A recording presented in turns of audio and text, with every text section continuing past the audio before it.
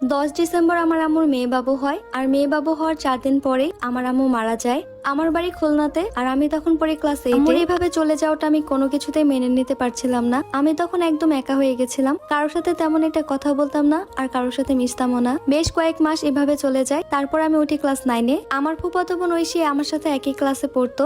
একসাথে বসে একসাথে প্রাইভেট পড়ে আমাদের মধ্যে একটা বন্ধুত্ব হয়ে গেছে। আমরা দুজন দুজনের খুব কাছের মানুষ হয়ে গেছিলাম। একদিন আমার জন্মদিনে একটা মেসেঞ্জার গ্রুপে আমার ফুফাতো বোন ঐশী আমাকে উইশ করে, আর তখন একটা ছেলে আমাদেরকে এই বিষয়টি নিয়ে অপমান করে। তারপরে খোঁজ নিয়ে জানলাম এই ছেলেটি আমাদের সাথেই পড়াশোনা করে, আমাদেরই ক্লাসমেট। তারপরে এটাও জানলাম আমার জন্মদিনে 2 দিন পরেই সে ছেলেটার জন্মদিন। আমরা অপেক্ষায় রইলাম তার জন্মদিনে কেউ উইশ করলে আমরাও তাকে অপমান করে দেব।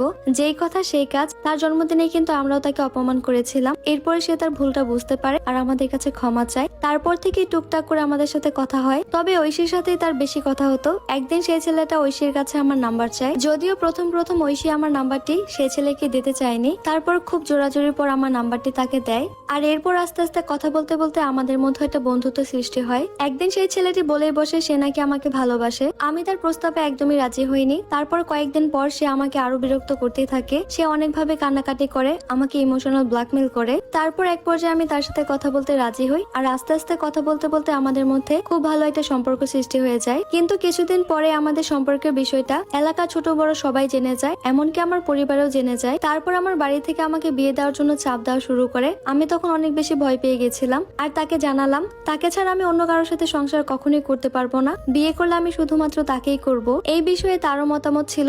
এরপর আমরা কোর্ট ম্যারেজ করে ফেলি। বাড়িতে এই বিষয়টি জানার পর আমার সাথে সবাই যোগাযোগ করা বন্ধ করে দেয়। এরপর থেকে আমি আমার স্বামীর কাছেই থাকি। প্রথম প্রথম কয়েক মাস আমাদের সম্পর্ক অনেক বেশি ভালো ছিল। আমাদের দিনকাল তো বেশ ভালোই কাটছিল।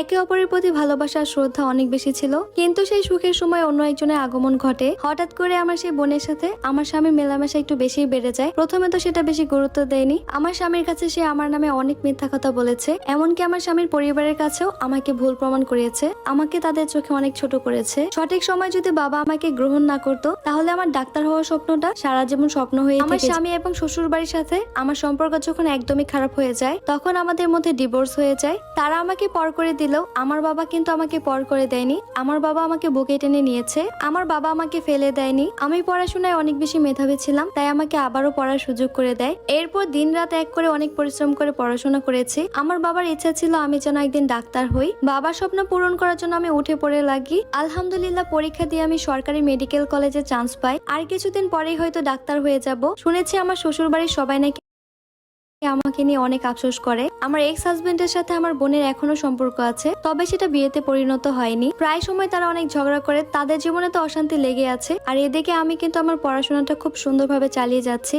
আমাকে দেখে তারা আফসোস করে, আর আমার বাবা আমাকে নিয়ে গর্ব করে। আজকের গল্পের সাথে আমার ব্যক্তিগত জীবনের কোনো মিল নেই। এই গল্পটি আমাকে খুলনা থেকে একজন আপু পাঠিয়েছে। ডিভোর্সি মেয়েদের জন্য আমি একটা কথাই বলবো, নিজেকে নতুন ভাবে গড়ে তোলার চেষ্টা করবে। জীবনে কোনো কিছু হারিয়ে গেলে সেটার জন্য আফসোস করবেন না। দেখবেন আল্লাহ আপনার জন্য একটা বেটার অপশন রেখে দিয়েছে। আল্লাহর উপর ভরসা রাখবেন। আল্লাহ হাফেজ।